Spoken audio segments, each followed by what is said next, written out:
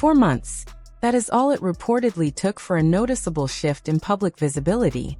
In February, Prince Harry and Meghan Markle attended the NBA All-Star Game at the newly opened Intuit Dome in Inglewood, California, where they were seated courtside in the front row alongside Queen Latifah, placing them at the center of one of the league's most high-profile events.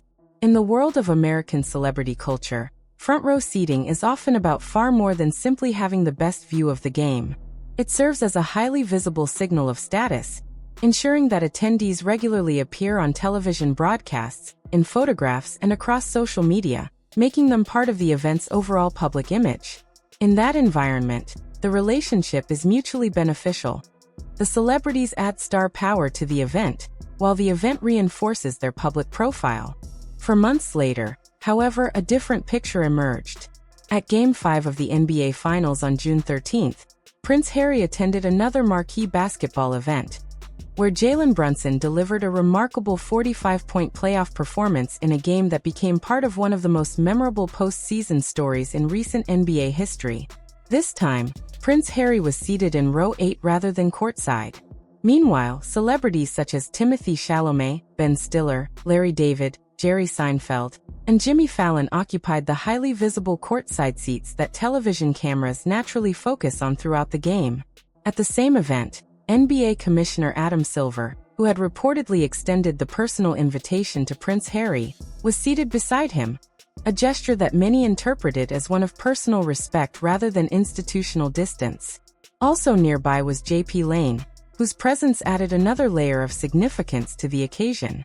The contrast between a courtside appearance in February and an 8th-row seat in June is presented by some commentators as symbolically meaningful. Not because seating arrangements determine a person's worth, but because in the commercial ecosystem of American celebrity culture, seating assignments are often carefully planned. Premium seats are frequently allocated to maximize television exposure, sponsor visibility, commercial partnerships, and social media engagement. According to this interpretation, the change in placement may reflect a broader shift in market perception rather than a simple logistical decision. The discussion then broadens to examine what may have changed between those two appearances. Reports attributed to Rob Shooter discuss Meghan Markle's reported reaction and suggest that she and Prince Harry may view these public moments differently. Other developments, including commentary surrounding the Matchbox project, reported changes involving the Invictus partnership with Boeing, restructuring of the Netflix agreement, and publicly discussed inventory and website traffic figures for the As Ever brand, are presented by some analysts as pieces of a larger commercial picture. Mark Dolan of the Daily Express described Prince Harry's row 8 placement by saying that his stock price had fallen. While that is clearly a metaphor rather than a literal financial assessment, it reflects an argument that the Sussex brand functions much like any other commercial brand, with its perceived value influenced by external market perception rather than solely by its own messaging. According to this perspective, those market signals are reflected not only in media coverage, but also in seating arrangements at major events, contract negotiations, sponsorship decisions, inventory performance, and the language companies use when business partnerships evolve or come to an end. Let's examine the reported shift between February and June more closely, because the details provide a clearer picture than broad generalizations alone. In February, Prince Harry and Meghan Markle attended the NBA All-Star Game at the Intuit Dome in Inglewood, California, where they were seated courtside in the front row. Their prominent placement ensured frequent appearances on television broadcasts and social media, reflecting the role that high-profile guests often play in enhancing the event's public image. At that time, although Netflix had reportedly begun restructuring its agreement with the Sussexes, many of the commercial challenges that would become more apparent in the following months had not yet been widely reflected in public perception. By June, however, the situation appeared different. At the NBA Finals held at the Frost Bank Center in San Antonio, Prince Harry was seated in row 8. NBA Commissioner Adam Silver sat beside him, a gesture many interpreted as one of personal respect rather than institutional distance, but the seating location itself placed him several rows behind the courtside area most frequently featured during television broadcasts and sponsor-focused camera shots. According to commentators, The 4 months between these two appearances coincided with several developments that may have influenced public and commercial perceptions. The restructuring of the Netflix arrangement became more widely understood, while the earlier end of the Spotify partnership remained a topic of discussion, particularly following critical public comments from one of the company's executives. Reports also suggested a decline in Prince Harry's speaking fees, which some viewed as an indicator of changing market demand for his public appearances. At the same time, the As Ever brand reportedly experienced a significant decline in website traffic after its initial launch, and analyses highlighted a notable imbalance between the volume of products listed and the number of visitors engaging with the site. Separately, reports indicated that Boeing had begun distancing itself from its partnership with the Invictus Games, a development some observers interpreted as another commercial signal. Those responsible for seating arrangements at major sporting events are generally making marketing decisions rather than personal judgments.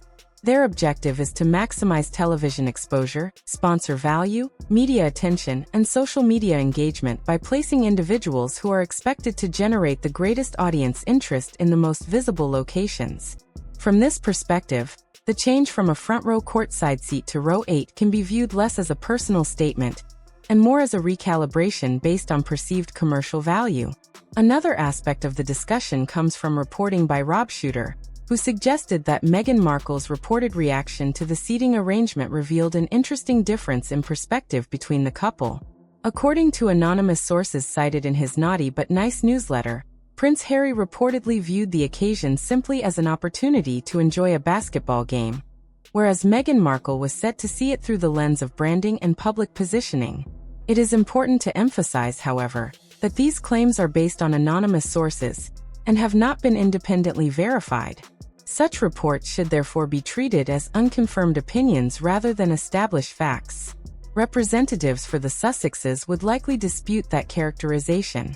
Nevertheless, the quoted remark spread rapidly across traditional and social media, because many observers felt it aligned with perceptions they had already formed about the Sussexes' public strategy, making the report resonate more widely than many other anonymous insider accounts. The reason the report resonated with so many people was not necessarily because readers accepted the anonymous sourcing at face value. Rather, many had already formed opinions based on years of observing the Sussexes' public appearances and media strategy, and the quoted remark simply gave words to perceptions they believed they had already developed. Whether those exact words were ever spoken by the alleged source is impossible to verify. However, the distinction the quote attempted to draw between experiencing an event simply as an enjoyable personal occasion and viewing it primarily through the lens of branding and commercial opportunity is one that many commentators argue has appeared repeatedly throughout the public record. According to Rob Shooter's report, Meghan Markle was also said to have compared the seating arrangement to the high-profile appearances of Prince William and Catherine, Princess of Wales, who are frequently seen occupying front-row positions at major sporting events, award ceremonies, and public occasions. Those appearances consistently generate extensive media coverage, precisely the kind of exposure event organizers seek when selecting prominent guests. Examples often cited include the 2014 Brooklyn Nets vs. Cleveland Cavaliers game, where Prince William and Catherine were photographed alongside Beyoncé and Jay-Z, creating one of the year's most memorable celebrity sports images. Another example was their appearance at the 2022 Boston Celtics vs. Miami Heat playoff game during their visit for the Earthshot Prize, where their attendance complemented both the NBA's promotional objectives and the public profile of the Prince and Princess of Wales. Such placements reflected a mutually beneficial relationship. Event organizers gained global media attention, while the royal visit received additional visibility through a major sporting event.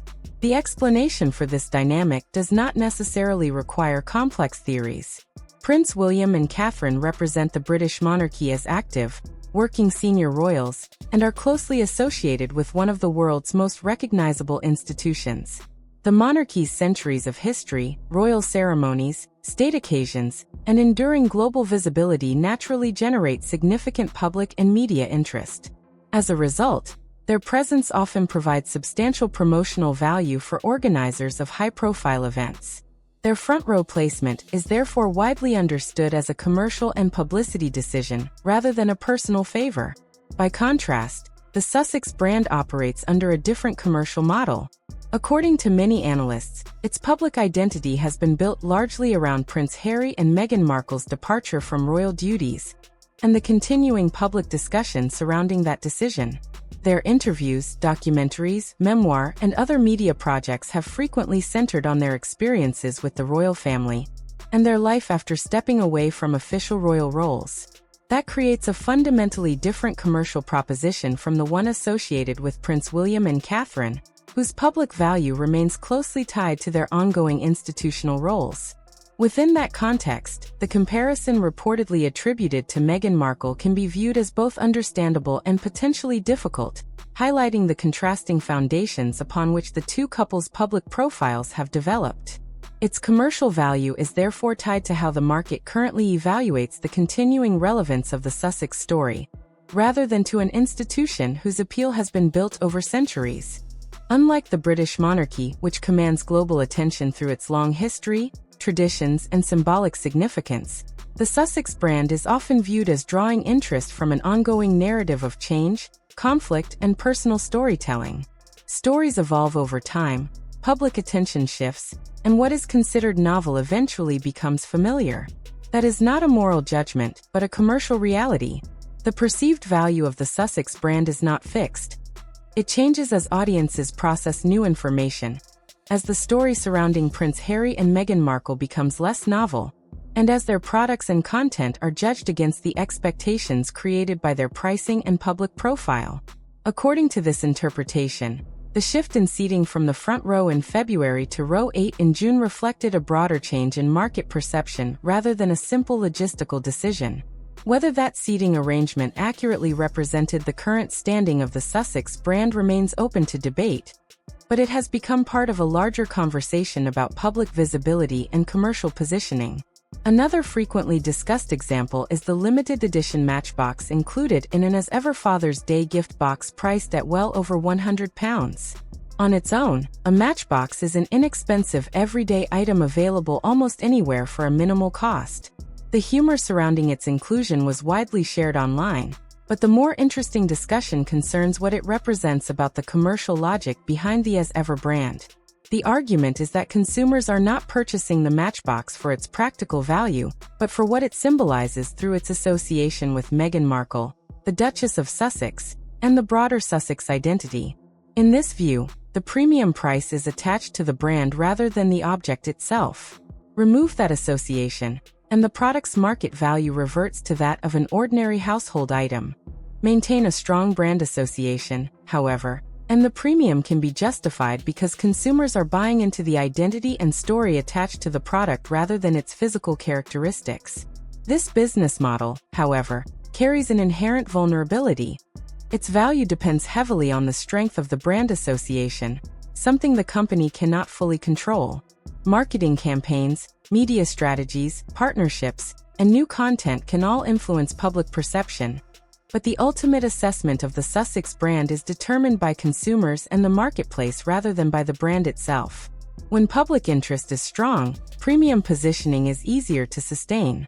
When interest weakens, whether through changes in media attention, evolving business partnerships, shifts in consumer demand, or other market factors, that premium becomes more difficult to maintain. From this perspective, developments such as reported changes to the Netflix agreement, the end of the Spotify partnership, discussions about product inventory levels, and broader shifts in public attention are viewed as indicators that market perception may be evolving. In that context, the symbolic value attached to products such as the As Ever matchbox becomes increasingly important because the premium depends almost entirely on the continuing strength of the Sussex brand. The reported conclusion of Boeing's partnership with the Invictus Games is often discussed within the same broader framework. Large corporations typically evaluate sponsorships using commercial criteria such as audience reach, media exposure, brand compatibility, reputational considerations, and expected return on investment rather than sentiment or personal loyalty. As a result, Any changes to such partnerships are frequently interpreted by market observers as reflections of evolving business priorities rather than personal judgments, adding another dimension to ongoing discussions about the commercial trajectory of the Sussex brand. When Boeing quietly distanced itself from its partnership with the Invictus Games, many observers interpreted it as another example of a commercial reassessment similar to what some believed was reflected in the NBA seating arrangements. Large corporations generally evaluate sponsorships by weighing the value of the association against the cost of maintaining it. When they decide to end a partnership, they rarely provide detailed public explanations, because doing so would require disclosing internal business assessments and strategic considerations, creating unnecessary complications. In this case, Boeing made no significant public statement regarding its reasons for ending the partnership. For professionals who analyze sponsorship trends, however, the decision itself was viewed as a meaningful signal. At the same time, no single development should be treated as conclusive evidence of a broader trend. Companies terminate sponsorship agreements for many reasons, including budget adjustments, strategic realignments, shifts in marketing priorities, or changes in target audiences that may have little or nothing to do with the partner involved. Likewise, seating arrangements at major sporting events can be influenced by logistical considerations, existing relationships, event planning, or countless other practical factors. Product inventories can also fluctuate, and temporary sales slowdowns are not unusual for consumer brands.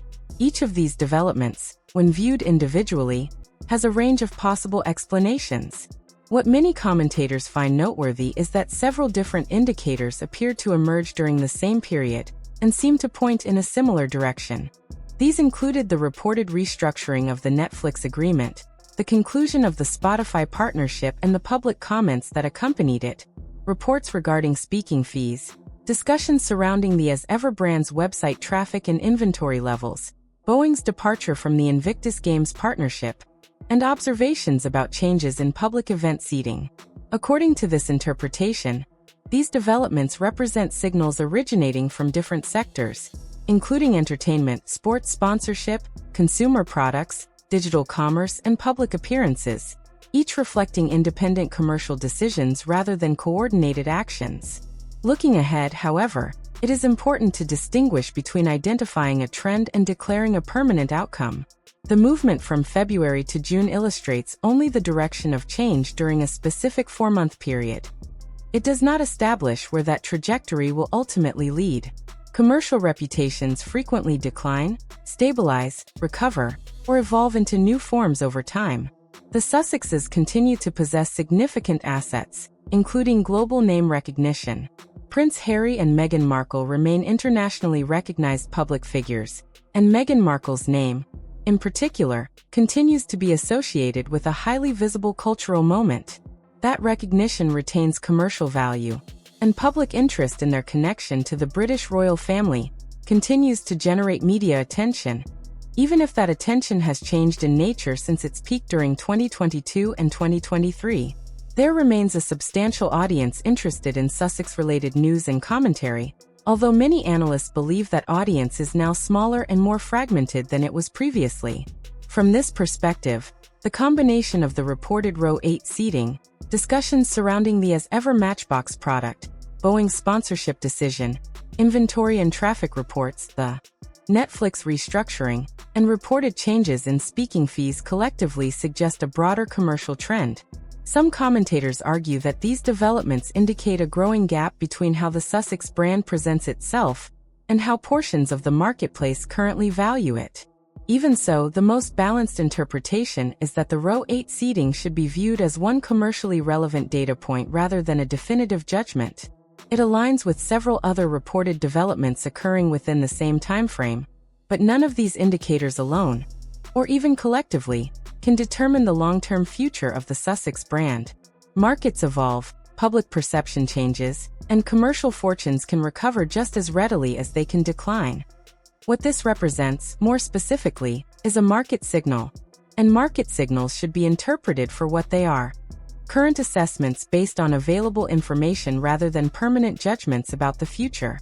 In that sense, they often provide a more direct reflection of market sentiment than carefully crafted press releases. Markets do not issue official statements, manage narratives, or employ public relations teams.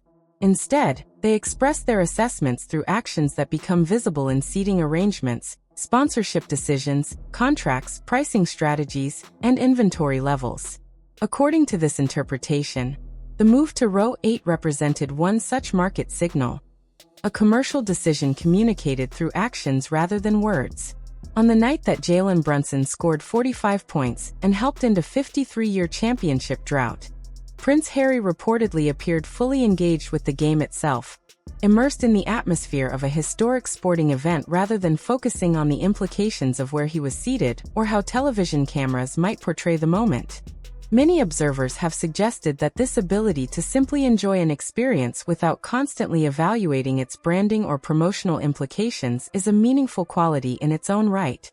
At the same time, some commentators have argued that Meghan Markle has often appeared more attentive to the commercial and public relations dimensions of similar appearances. Whether or not that perception is accurate remains open to interpretation, but it has become part of the broader public conversation surrounding the couple. It is also possible for both realities to exist simultaneously.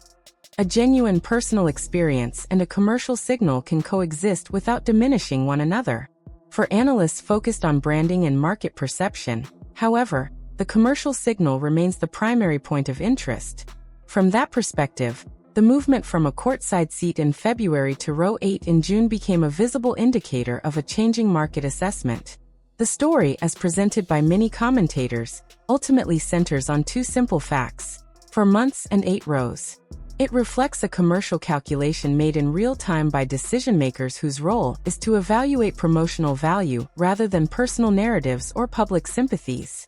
Whether this trend continues, stabilizes, or eventually reverses remains uncertain. The Sussex brand still possesses considerable global recognition and commercial potential, and market perceptions can change over time. Likewise, the discussion surrounding the as-ever Matchbox extends beyond the product itself. Some view it as little more than an overpriced novelty that invited predictable online jokes, while others see it as illustrating a broader question about whether a premium brand built primarily on association can continue to sustain that premium as market perceptions evolve.